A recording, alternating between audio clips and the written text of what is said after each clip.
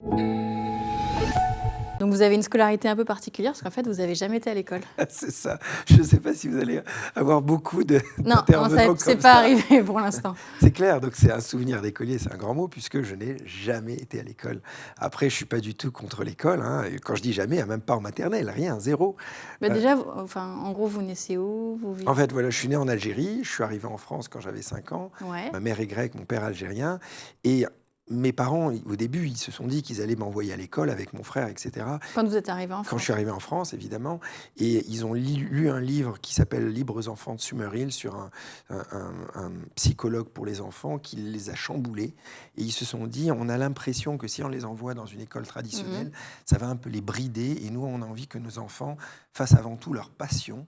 Et donc, ils nous ont dit, est-ce que vous voulez aller à l'école? Mon frère et moi, on Bah a oui, dit, non. non. Il avait quel âge, votre frère? Mon frère, il a 1 an et demi de plus que moi. Et du coup, ils ont dit, OK, vous n'allez pas à l'école. Et donc, on faisait des dictées le soir. Et la journée, on essayait tous les passions les plus dingues. Donc, ça allait du tennis à l'acrobatie. Moi, j'étais magicien professionnel. On faisait le tour du monde. J'avais un petit singe à Paris. C'était une vie Mais un tout peu de ça à bohème. Paris? Ouais, tout ça à Paris.